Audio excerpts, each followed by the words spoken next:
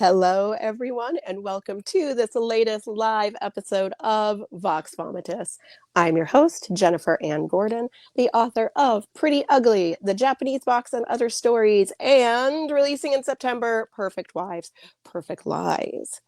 Joining me today, as always, is my VOX VOMITUS vixen, Allison Martine, author of the Bourbon books, which are too many to name. That's true. It is too many to name at this point. So buy the Bourbon books because there are so many. You can just like dive into the first one and be reading Oh, and for the a first while. one's on Audible. Sorry. And the first one's on Audible. Yeah, you can get the one on Audible. Yeah. Recently, I mean, everything Like within the recently, last like, that's a new 6 thing. months is recent for me. So yes, new on Audible. That one is called Dibs. I will say that one. Joining us today is a very, very special guest. We have known Robyn Green, the author of The Dramatic Life of Jonah Penrose, I've known her for 6 years now. Yeah, it's been 6 years. It's been 6 years. 6 years? It's 6 years, yet somehow none of us have aged a day. Oh, no, I have. I was looking at that and watching myself just kind of melt like a candle. No, we haven't aged at all. But we are here celebrating Robyn and her book, which just released, I want to say November 11th, 12th. You would be correct with the 11th. I remember it because it was releasing the day I was flying home from vacation. That's right. And I had the Audible pre-ordered on my phone, hoping it would, like, the time zones would mesh and it would land on my phone before I got on my 9-hour flight. It didn't do that. It did not do that. It didn't do that. Did not do that. But I okay. was telling her to listen because I had already read it, and then I wanted to listen to it because your narrator. We'll get to him. We're going to get to that later. Narrator. So Robyn, welcome to VOX VOMITUS. Feels so proper. Tell our listeners a little bit about you, and then a little bit about Dramatic Life of Jonah Penrose. Okay.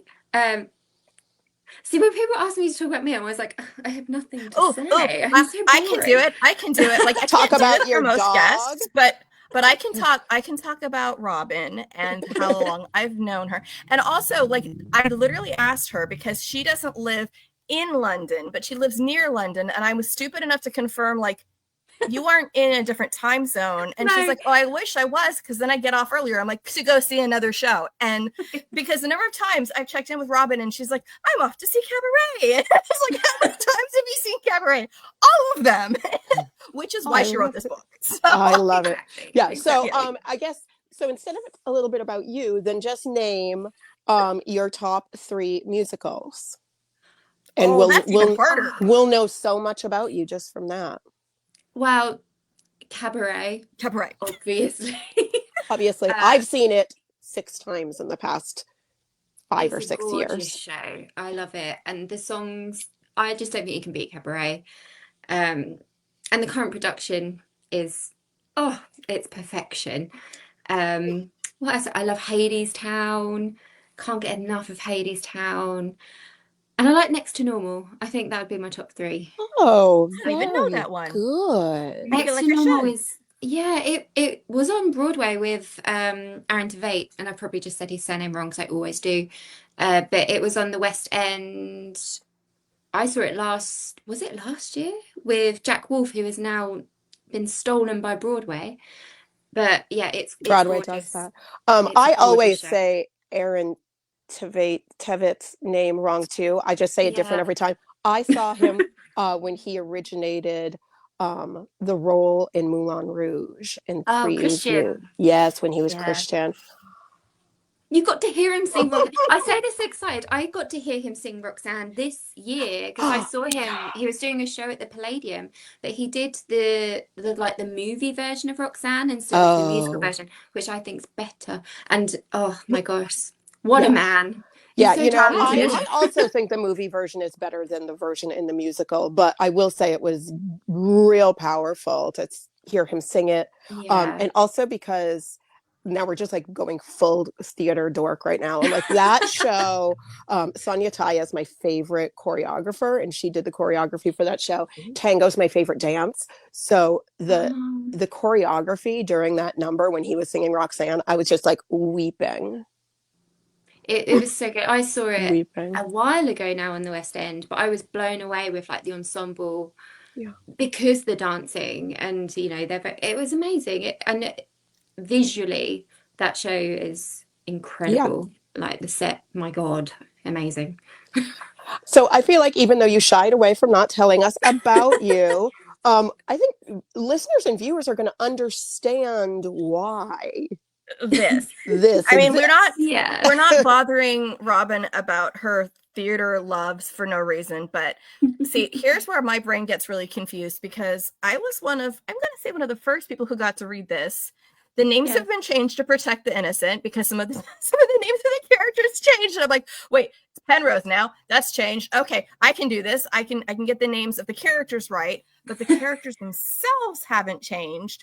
And I know that you and I talked about who some of the people were in your mind. And then when I read it, now I'm fan casting it, and you approved. So I'm allowed to say this, right? That did I approve? Oh gosh, let's see if I still approve. I don't think you did, but that's okay. I've decided that Jonah can be Jonathan Bailey. I like that. And Dexter can be Aaron Tveit, even if we can't say his name right. And it doesn't matter that he's not British, because he can pretend, right? I'm sure there's plenty of talented, blonde, tall, handsome, sort of pretentious British men out there who could probably fill the role. I just want to see them kiss. So is that okay if I just want it because I want to see them kiss? Is that selfish of me? Because that's where my brain is right now. I mean, I cast Jonathan Bailey in anything, and I think people will watch it. Yeah. Can I do my fan casting now? Yes. It's still Jonathan Bailey. I mean, okay, that was Jonathan implied. Bailey is he is Jonah Penrose to me, to Allison, to but I actually pictured Dexter as like a young Alexander Skarsgård. Oh, not heard that one yet, but no, I can see it. Yeah. There was something about the cockiness, and I just want to see him kiss Jonathan Bailey. So there's that. That's all we want in life. I know. Like, who do we want to see kiss Jonathan Bailey? Everyone on the planet. I mean, it's funny because obviously writing a book about the theatre, I think any book actually, you do start to think, oh, if it was ever a film or a TV show, who would they play? And it's something me and my agent have spoken about at length, probably for too much time. But yeah, it's so interesting talking to people and seeing who they think would be those people. Right. So yeah, I like those suggestions. Of course, Jonathan Bailey can be in it. Of course, Jonathan Bailey. Jonathan Bailey actually gives us a good segue into something. Yes. Though. I was just going to say, the only problem with Alexander Skarsgård, and I know this from having known Jennifer for as long as I've known Robyn, we cast Alexander Skarsgård anytime there's a blonde, handsome male. He is our default. Like, that's just kind of what we do. And I don't know that he could, like, sing. Could he sing? Has anybody seen him sing? Is there proof of this? I do not know. This is why I'm like, visually, though, and cockiness-wise. And I feel like he would look really good in the, like, tight joggers. Oh, sorry. The tight joggers. The tight joggers. About sweaters. We're both wearing sweaters. Mine doesn't have like a little thing on it. I was cold and it's like 68 in here. It's just pathetic. I'm cold. I'm always cold. I don't know what that is in UK temp. I texted Allison and I was like, I don't know what to wear, but I want to wear something where I look like a nice person that would read like a sweet romance book instead of and like yourself and not myself. And I tried to write the words bitter goblin, but it came out butter goblin. Oh no. That's better. Goblin. So I'm trying not to be a butter goblin. I'm trying to be somebody who would enjoy a book such who as enjoys this. love stories. Do you want to tell us a little bit about this love story? Because I mean, I will, but it's your book, so you should. Yeah. So it's a queer romance set in London on the West End. It's got Jonah is the main character, who is a performer on the West End, and it's about his silly thoughts about another co-star that he at the beginning doesn't even know, but he's got kind of like a rivalry that he's created in his own head about him. I love that. I love it too. Like, am I my nemesis? But he doesn't know. He doesn't even recognize me at yoga. But unbeknownst to him, Dexter, who's the other character, also has made up a rivalry with him. So yeah, it's a book about them being idiots basically, but it's also about the theatre, which, as we've talked about, I absolutely adore. It's just my world that I live in. So it felt fun, really fun and natural to write a book set in that world. And yeah, and now here it is, and people are reading it, and it's crazy. And loving it. And one of the people who read it as like a thing he had to do and record was James Poon from Bridgerton, because he was your narrator. And okay, I'm always kind of the person who says, go read the audio. And that's my default. But when the narrator sounds like him, like, go read the audio. I mean, he did such a good job. Not that we had any doubts that he would, like, Right. It's really strange because I was Did you get through... to meet him? Did you get to do like not even I would have like forced a Zoom meeting, like, oh, I have some I need to give you pronunciations. Notes. Yeah. This is how we say Dexter. No, but I have you know, we've messaged each other, and he's been the nicest human in the world and so supportive of the book. Like, because it's set in the West End, when we were looking for blurbs for it, we were sending it to authors, and we thought it'd be fun to send it to some people within the theatre industry. And he was one of the names that I put forward because I actually saw him in Much Ado About Nothing earlier this year. And who did he play? Do you remember? Oh my God, I can't remember the names in that play. I hardly ever do either. I'm not, unless it's Hamlet, I'm not. I'm going to go with Benvolio. And if he's not even in Much Ado About Nothing, someone correct me. I know, now I feel really bad because I feel like I should know that. Well, he plays the guy that is going to get married. Mm-hmm. But then he thinks that she's been being naughty behind his back. And that's Beatrice, I think. No, Beatrice. Benedict? They're the two other ones. Yeah. Dude, I've already lost it. Your book is less complicated than that, and I appreciate it. Because I get lost in some of the Shakespeare love triangles, and you know, you have multiple love interests in this book as far as pairs and things. And I remember some of those had changed from the first version I read. And I actually appreciate the changes because you had one character who I loved just getting their heart stomped on over and over and over and over again by a character who was also pretty awful. And I'm just like, please do better by them. And it got changed to more of a tempestuous versus just toxic situation. So I appreciated that upgrade. You know what I mean? Yeah, it's like, okay, this is relatable versus this person needs help. Like, is this abusive? You know what? And there was also like a power dynamic that is no longer there now, which I'm like, in terms of... You can thank my lovely editor for that. Thank you, editor. Pulled in the reins of me torturing my characters. Robyn, she did a really good job. Yeah, like, this is supposed to be it's supposed to be a romance. You're supposed to really like both of them. Yes, but there also are places where, like, you know, my eyes are watering now, partially because I think I have an entire eyelash in one of them. But there were places where you just broke me, and I don't mean even just in the love things, but like, we also get to know Jonah as a holistic person. And I think especially one of the things that worked for me so well with this is when you've got a book where you've got somebody who, like, the public sees as a celebrity, as somebody who's like famous and they're accessible to the public in certain ways. And then we see behind the curtain, pun intended, of what's really going on in their life, both their love life, their personal life, their own foibles, and also their family.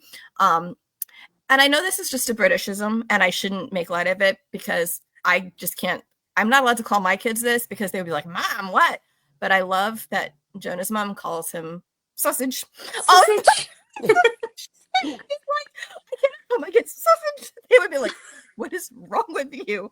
But we get to know his whole family, and we get to know, you know, where his love of theater came from, and how this is where he is in his career, and that things aren't all roses, even if people are handing him roses or other people are holding his roses for him. It's all good. But I love that you do that, because sometimes, like, we kind of otherize. I mean, we've already objectified Jonathan Bailey and Aaron Tveit and Alexander Skarsgård, as they should be. Oh, just kidding. But these are like people, and you really humanize somebody who could very easily just be a distant object, and you really made him relatable. And Dexter also, even though there were times like I still kind of wanted to punch him.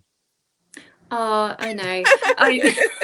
But this is, I mean, when I'm reading romance, there's been some times where I've been reading and I thought there's not really much to the character outside of the romance. Like that is their driving force. That's their job. They're like, I know I'm a I career didn't want baker, that. but blah blah blah. It's like, And I just thought, you know, these are real people. Even Dexter, when he's being a bit of an asshole, like, you know, he has got, I mean, there's no excuse for his behavior because he is dreadful in some parts of the book. But there's no excuse, but there are reasons for him. Yeah, and you find out the reasons behind him. Yeah. And I really wanted, like, when I mean, Alison actually probably knows this, but when I start off with my characters, I like to really get to know them, and I will write down like stupid things like their favorite color, their favorite film, what they like to eat, because I want them to be a real person rather than this is Jonah and this is who he's going to fall in love with, because I like to have a bit of depth to them. Hopefully I'm giving them depth. You know what I love about what you were just saying, Robyn, is that you very much like went to it from like a theater person's point of view. So because I went to college for theater. I did professional theater for years, and before we ever started a play, like we would read the play, but then it would be like we have to do the character work. And I would have notes upon notes about every character I played, things that never were said on stage and had nothing to do with them being on stage. But I started with like favorite color, like what are their 5 core memories? And I still do that when I write. And I always just like, you got to do the character work, like even before there's anything on the page. So was Jonah your first character? Did you just think of like, and then the story came out of who he was? Jonah was kind of there from the start, and without sounding completely self-indulgent here, but like, oh no, you should so much. There's so much. That's like the plot of our show. And so, like, writing him, you know, Jonah loves cheese. I love cheese. I mean, who doesn't love cheese? But like, cheese. The mucus, though. The mucus. I feel like I said that before the characters in the book did, when he was just like, I'm going to eat cheese. I'm like, oh God, you're going on stage. You can have dairy. But this is the I'm actually lactose intolerant, so I really shouldn't eat dairy, but I do. And I feel like that's something Jonah would do as well. But like, even like little things in there, like when they talk about, he talks about like his brief foray into veganism, like that's something I did. And it felt easy to make him. You do remember? I do, because one of your biggest problems was finding cheese. Like, cheese should not exist. Nice. Like, I think there's so many of us who, like, I'm trying to become more vegetarian, and I've cut out like as much red meat as possible, and feeding kids is harder, but really trying to eat less of it. But I'm like, I could never be vegan because cheese. I've been a vegetarian for 25 years, and the reason I'm not vegan is cheese. But I will say I've been trying to be better, and I have not eaten any cheese or any dairy in 2 weeks and 1 day now. That's and you're still alive? Impressive. I'm angry all the time. Oh yeah, because you're a butter goblin. I'm a butter goblin. Soon, because it's going to be Christmas, and that's when the best cheeses are about. They're all the festive cheeses, and especially where you are, I feel like all the good cheeses come from the UK. It's like, oh, Stilton and all these things. Like, that's a place, isn't it? like, oh, they're all imported from your lens. But yeah, I do love how like rounded you make these characters, and the fact that I'm helping raise the next. I'm not a theater person to the level either of you are, but I'm helping raise the next generation of theater people. And when my daughter just finished a show, and she was doing one of the lights, and her bestie was in the show, and like I'm like, what kind of character work do you do for a dormouse anyway? Because she was in Alice in Wonderland. And they're like, well, some of the jokes didn't quite work when I'm trying to jump around being a croquet hoop. Like, yep, maybe I don't know what kind of character work goes into being a dormouse exactly, but we're working on it. Probably it involves cheese. Probably involves cheese. It would involve cheese. So, Robyn, I wanted to ask you, because at the beginning of every chapter in the book, you have a quote from a song from the West End musical that this book kind of is centered around, which I absolutely loved. Tell us about that musical within the book, and like, was it hard to do these, like the words and the look on your face right now, Robyn? For those who are just listening, Robyn made a face when she said that wasn't hard to do. There was a face.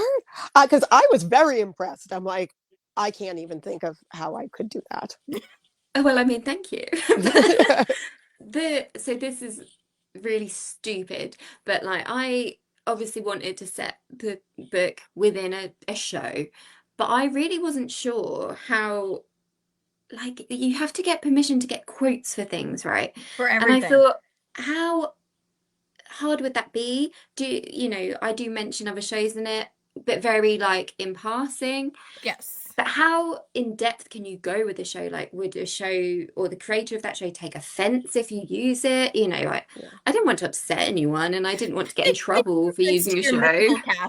You're like, you put a fictional character in a role. I would never have cast that fictional character. And it's like, they're not real. You never know how things might pan out. So I thought, right, I'm going to have to make up a show to make this easier on myself, basically, and avoid disappointment, because it's such a big part of the book. If I had him in Les Mis, for example, and then they're like, you can't use Les Mis, I'm like, having to rewrite everything. So I really love Greek mythology. So I thought, right, also Hadestown, what a musical. That works really well. And I kind of imagined it similar to that. And The Song of Achilles by Madeline Miller is one of my favorite books. So it's like, it should be about Achilles. It should be about Troy. And but weirdly, writing the lyrics at the beginning wasn't too hard. It was just, then I got a little bit obsessed with details of it, which is why at the beginning of the book has got like the song order. I probably don't really need that. But I read that and I'm like, is this important? Do I need to know this? And then immediately I'm like, yeah, I'm going to need to know this. Like some of them songs aren't even mentioned. It doesn't matter. But I think that was my favorite part, because I was like, wait a minute, I've never heard any. No, but I think it gives it such a realism, and I think you did all the right smart things here, because you are a very smart cookie, that you took characters that we as an audience would know, and a show that doesn't exist, but we can easily imagine it because you took established mythology. So you didn't just make up an entire show and people are like, who the heck is this character? Like, if you just made up another Shakespearean show, I mean, we can't even get the characters' names right for ones we've seen. I know. I feel exactly. I like, dude, it helps that you're like, okay, we all know who Hector, Achilles. Okay, we got the basics. So you can put these people in these roles we can kind of imagine. And then I love, because this is something that's a very theater thing. It's like, oh, this person's this. Now that's a swing. That's an understudy. They're filling in for them tonight, and all this stuff, that it lets you have people in not just one role, but sometimes a role that they don't usually portray, and how do they portray it differently than someone else would, or terribly, or the blocking is different, or things just going kind of crazy on stage. And isn't that the beauty of live theater and live podcasts? Like my internet not always cooperating live, it's so fun. but I loved how you did that, because we were able to then see like, oh, if this guy normally has this kind of a role and now he's in this kind of a role, how will he handle it, and what is he doing with it? What does that do to the other characters when this guy's in the role? Like the blocking of like, no, they wouldn't believe that you would best me because I'm clearly the superior species, like that kind of thing. I love that, because stage combat for me is like one of the most amazing and interesting things. Like, okay, fight, make it look real, but don't actually hurt each other. And by the way, it's live. Yeah. Like, do it in front of everybody. Because I always just think of, I don't know if any of you saw the second Hellboy movie. There was such perfection of choreography where people are fighting on like moving gears. And it was so good that I was distracted going, this choreography is so intricate, because like their feet would have had to be on the gears. Fortunately, that was not live. But still, like the whole idea of having to do all that and how you worked that in, and like where they're not getting the choreography right, or where people are still screwing up, and how that shows who they are as a character. I now like want to go back and analyze everybody's like, I see that you can't do this part. Is that because you have problems with your mother? You know? Well, I think like that story as well, like of Troy, like as I was writing, I was like, this really lends so well to the plot of the book, because, you know, you've got the rivalry because, you know, Dexter's playing Hector and you've got Jonah as Achilles, who are enemies. And then kind of like, while I was writing, I was like, well, you know, Dexter, Jonah's kind of viewing him as the wooden horse, as the Trojan horse. Like he's infiltrating the theater. He's infiltrating the show. Coming in. So like, that was unintentional, but as I was writing it, I was like, this really works. And I'll just pretend that's what was going for the whole time. Like that, when you're writing and you're like later on go, oh, I'm a genius. Of course I meant the symbolism of the horse. Like, yeah, it was totally intentional. But yeah, it did work well. And yeah, that honestly, it was one of the most fun parts of writing the book, was thinking about that show and what it might look like, how these characters would interact, and how Jonah and Dexter would take them, especially with Dexter's ego, with, like you said, the battle scenes, and how that could change. So yeah, that was really fun. Well, getting Dexter's ego to fit inside a wooden horse is probably really hard. Like more like horse's ass, but still, like, it's not going to fit in here. It's like there's not room for both of us and your ego. No, oh, Dexter.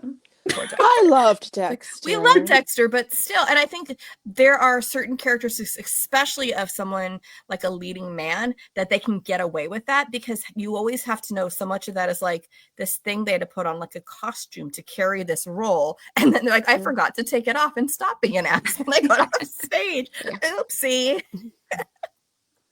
So how much did your personal, because you're a huge fan of theater, we know that, but you have a background in theater arts. You've done, I think, costuming and set design. I'm not sure, I might be saying the wrong things. How much of like your personal experiences working behind the scenes informed this? Because I will say, as a former theater person, I loved that you really included how bored everybody is during rehearsal. And how annoying it is to have to do like fight call. Like, you're just like, oh God. I mean, my first kind of foray into theatre was when I was in high school, and I had to audition and was cast as like a child ensemble in Evita, and that was put on at my local theatre, which is an absolutely stunning theatre actually. And it was such a huge deal. I remember getting time off school to be in it, and I thought I was really important, you know, starting my career. That is very important. I was that week. But yeah, so, but obviously being a child at that time, rehearsals really were boring, you know, because we weren't, as the children, we weren't in very many scenes. I just had to, I didn't want to interrupt, but I was there were children in theater? I was going to say the same thing. I'm like, there's children sometimes in Les Mis. The children are a big role in Joseph, and there's definitely like a children's ensemble. And my daughter was in the children's ensemble, and they were always on stage. So like the next year when they did a show where the children were a much smaller role, a lot of the kids who saw how much those kids were in it and joined because they wanted to do that are like, what the heck did I sign up for? They were on stage and I'm in the wings, and this is not fair. Yeah. What numbers do the children sing in Evita? So we were in the opening, so I remember this clear as day, because I remember the lights being so bright, like blinding. You couldn't see the audience, which I think is a good thing.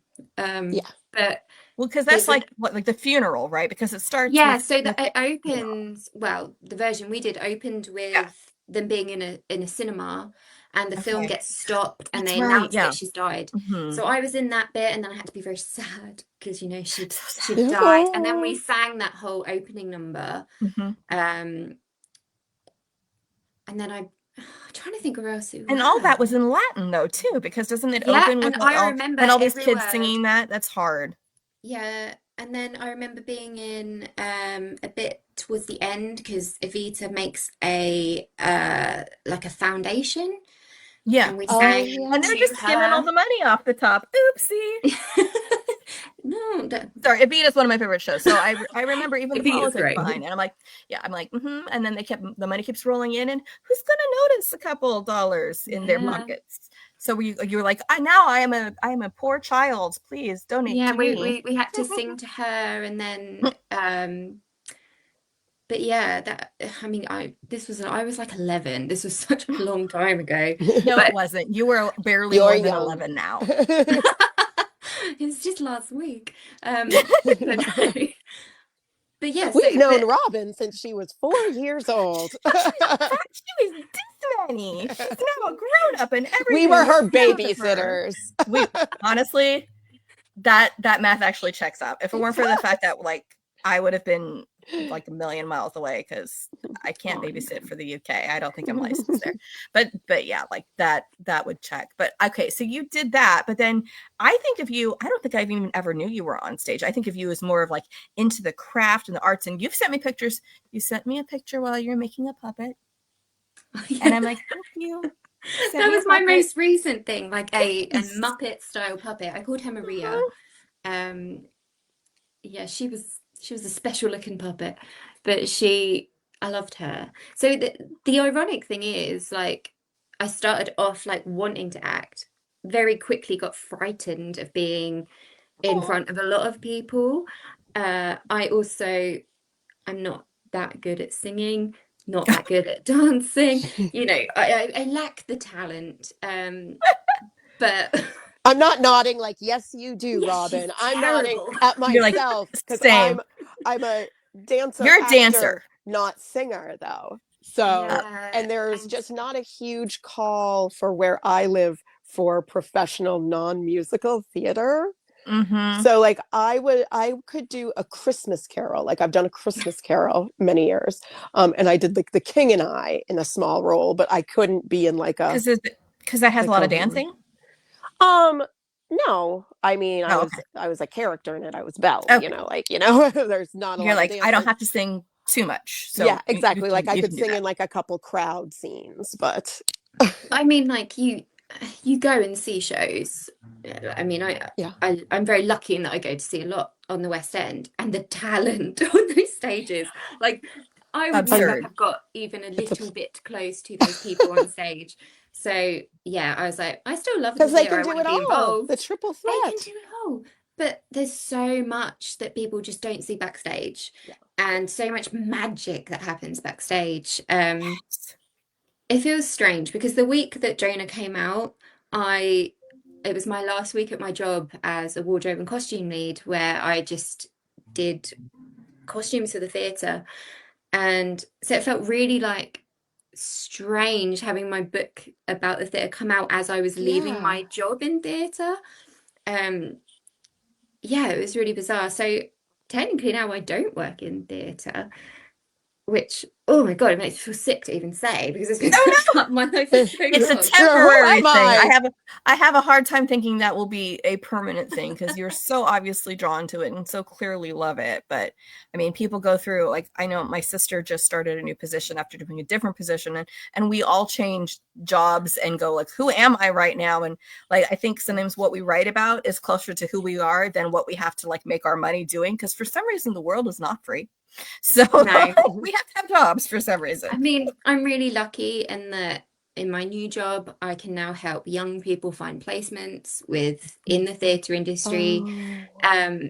So I'm still holding on by like a thread, but my new job's great, so I'm not gonna complain about it at all because it's fabulous, actually. And But you you're can not always actually- write about the theater. Yes, I mean, you can write it. You can write about it. Lots of it. You can 'Cause always you- write about it. Yes. Because so we've been talking about Jonah and Dexter, our two Mhm. like love leads of this, but you have like a very well-rounded cast of characters in this that all felt like real people, not just like, oh, like nameless girl I talked to about my relationship problems. Like it didn't feel like that. Have you given any thought or have you done any like little short stories or little like spin-offs in the Jonah Penrose theater world? I haven't, but one lovely thing. Can you? I'm like, Will you? Do will you take you? requests? I have had people say they'd love to hear about what happens to Bastian, Yes. you know, Yes. and I would like to write that, but again, this is the perfectionist in me. I'm Yeah. like, well, I've never been to Broadway, I so was I gonna can't say, you write know, about this is Broadway. this is a huge, beautiful excuse to You come to need a Robyn. research trip. Yeah. Yeah, maybe. If I can do Or- that, then I'd love to write about Bastian. Yeah. Or, you know, maybe he then gets some kind of gig at the Pantages or, you know, at Amundsen, and you come to California and hang out with me. I would We like can that. finally That have a would be cup my- of tea. I know we want to come to. It won't be done right if it's here. Like we I was don't know gonna how say, to if do you're it gonna here. put that tea in the microwave, then I don't want it. I know. I have a scene in a book that I'll like. It hasn't come out, but I have both you and another UK friend who read that and are like, Allison, putting the tea in the microwave is just wrong. I'm like, I know, and that's why I have my character do it, and the British character yell at them for doing it. It's not right. It's not right. So wrong. I'm like, I make them squirm. And Robyn is also one of my UK isms fact checker / term checker, because I do have a penchant for writing British characters because I am an Anglophile, and it is because of people like you. I just That's keep enough having to like British set isms. books like directly where I live or like someplace I have lived because I'm like, I don't want to do the research. Well, also you live in I don't spooky have- places, so that works. Yeah. You live in Research like is hard though, because I mean, not good at it. I know London quite. I mean, I know certain parts of London really well. I know the theatre district really well. Yeah, you're like, I Um, know the theater district. I can get around there And fine. the Any train I further- can get from the station. tube. Yeah. Literally, that's all I need to know. But like with Jonah, he lives in Camden, and so this is the stupid thing. I shouldn't have to get into this depth with a rom-com. I was like, well, how far is it from Jonah's house? Because he lives on a real road in London Mhm. to the tube. So I went on maps and literally walked the Oh, I love road. that. And Okay, I love that. as I was doing it, I thought, is this normal? It is Like, I because don't there's know. always going to be one person who knows that area, And it's they, like, excuse me. and even if they don't take to the dreaded Goodreads to be like, this person didn't do any research, it will take them out of the story for a second, Yeah. and you don't Mhm. want that to happen to anybody, especially when they're like feeling all the big feelings. You can't have them you be like, don't. it wouldn't take that long to get, you know. Well, I had that episode of You in my head where he's in London and he's like, I take a gentle stroll from my office home. That would take him hours Yeah. from where he was to his home. And I was like, I can't have that. I can't have that. It Yeah. needs to be He's a accurate. It needs to be the pathological right liar, two and lines. He lies to himself. You can't trust anything he says, including even where he lives. That Well, joke. like, was like, All this is his why chest when I hairs watch coming out. shows, like, if I watch Gossip Girl, which take Mhm. like old Gossip Girl, a million years old, like it takes place in New York, and they have characters going from like Brooklyn to the Upper East Side in like 10-15 minutes. And I'm You're like, like, no. what are you doing? You're can't filming in New York. You know this can't happen. You're like, but that needed. Well, and one of the locational things or things that you mentioned in there is the fringe festivals. And it's one of those things where I only know a little bit about it because a friend of mine was actually doing a show, had done like a one-man production there. And so understanding that, like, yeah, some shows start there and then can get picked up, and understanding all that, like, I had no idea that's how that worked, because I honestly don't know. There are a lot of shows that's like, they just seem to come out of nowhere, but that's not how they work. Like, some they have to be workshopped, and then did they get picked up? And like, one of my favorite movies in recent years is Tick, Tick, Boom, which I related to way too much. But the idea of like, you're writing and trying to get this thing perfect, and then does it get picked picked up because producers, and maybe someone's going to cut you a check, and maybe it'll all go in the garbage. I'm like, thank you, life. That's exactly where I live. That's but the like that writing whole process. idea, that is the right, but it applies to musical theater too. But like the idea as it applies in the dramatic life of Jonah Penrose is that the show that they are in started at Fringe. And certain people who were in it then, you know, may or may not be offered parts later, and how that goes, and the difference between like originating a role, but then being the one who makes the role famous. Like even think about now, like I'm wondering, I'll have to go there with Wicked in like 20 years, who are people going to say is Elphaba? And, you know, up until a couple years ago, it'd be like, well, obviously Idina Menzel. And then people are like, no, it's Cynthia Erivo. And it's like each of them has their own places in the you know, star lexicon of who brought what to the role, and one's the movie version, one's that. But when you make a role your own and then people associate with you with that, and then giving that up or having somebody take a different role, it's like, ooh, don't touch my role. That's like me. Like, don't change my personality. And that's part of me. And can I walk away from a role? And you handle all of that so beautifully. Did you ever have to give up a role as child's number 7 in Evita? Do you know what? I auditioned. we did a kids version of My Fair Lady, and I really wanted to be Eliza, and I got be such a cute man. Eliza. You got man. Man. I was so annoyed. I didn't mind that man. I was cast as a man, but I didn't even have a name. You didn't? And like, I was just like there, and I had to, what did I say? I had like one line, and I was so annoyed. So yeah, I have felt that. I mean, the role wasn't taken from me. Clearly, that other child was better than me. So which is outrageous to think of. outrageous. Terrible. Like, I've heard things about them. No. When I know I mentioned Christmas Carol earlier, and I was Belle, like Scrooge's, young Scrooge's lady love, for 2 years, and then I obviously like aged out of it, and a younger, prettier Belle got moved into my place, and then I literally played. So Scrooge's nephew's name's Fred. I played Fred's wife. No name. Fred's wife. No name. That's so sad. You know, she had some lines. It wasn't like a terrible little role, but she had no name. So I was like, can I please give her a name? Like, because I'd be like, Fred's wife. We're running blah, blah, blah. Or something like that. Like, please give me an actual... Oh, that's okay. My daughter was in Jesus Christ Superstar and in the children's ensemble. So I'm like, okay, where are you going to put it? Oh, you're going to be leper number 3. And I was kidding, but she really was like leper number 3 and had like a special moment with Jesus when everybody else kind of comes off stage at the end of like, see me did that, you know, and he like touches her and heals her. I'm like, you number 3. I feel like my cousin had the best role as a child. She was, I don't even know what this show was, but she was a dung beetle. And I've still got a photograph of her in this dung beetle. I mean, it's so cute, but what show was that? Why was she... Was it done at school? Do you know? It was done at school. It was done at school. So it could be anything. Well, my child was in, my youngest son, I only have one son, my youngest kid was in a show about biomes last year. And I'm trying to remember if there were dung beetles. Now he was an alligator, and he sang his role really well, and he was singing it all the time at home until, of course, when we got there and he'd rather just sit on my lap and refuse to be participating. I'm like, yeah, you say you're a great singer, but you will only do it at home. He's like the Worthington J. Frog who you open the box, and he's like, nope, not doing anything. And I know there was a beetle, and the kid who played it, her name was June. But I think in my head now she's a June beetle just because she's June the beetle, but she may have been a dung beetle. There is a play called Insect Play. You're having a full... Fred's wife.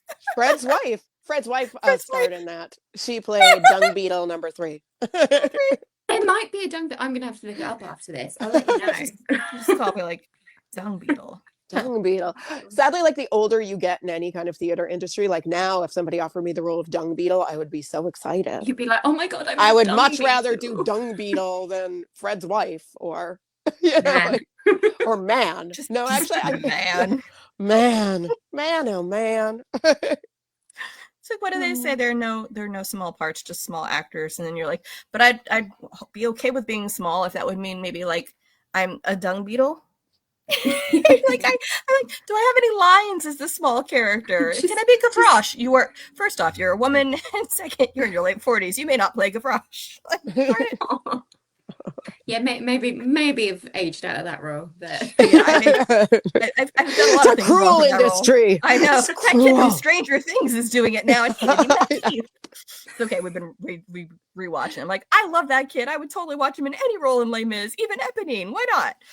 Yeah, I would watch. I would watch a whole Stranger Things production with all the kids just cast as Les Mis. I'd watch that. you know, They should there's make a that happen. Stranger Things play. I think it's open on Broadway now. Oh, It really? is. But it's incredible. I saw it. I think it was January this year here on the West End, and it was amazing. That's Really good. cool. Is it a musical? No, it's like I'd like it to it's be. just a play. I mean, a musical would have been outstanding. A musical Give would it have turned it into time. Little For the Shop of show. Horrors at that point, you know, because it'd be like the demi, wow, and it would Yeah. just be ridiculous. This is why I'm not allowed to produce shows, because they get out of hand real fast. Alison, I would go watch that show. That would be a great you. show. That would be a Thank you. I great show. appreciate that. So Robyn, what are you, I know this just came out, you're still riding Yes. the Jonah Penrose high, but what are you working on right now? Anything that you can tease for us? I finished another book that I can't talk about, which is a different genre. That's all I'll say about that one. Oh. But I am writing another rom-com, which is another queer rom-com because Yeah. always. You're like, because always, forever.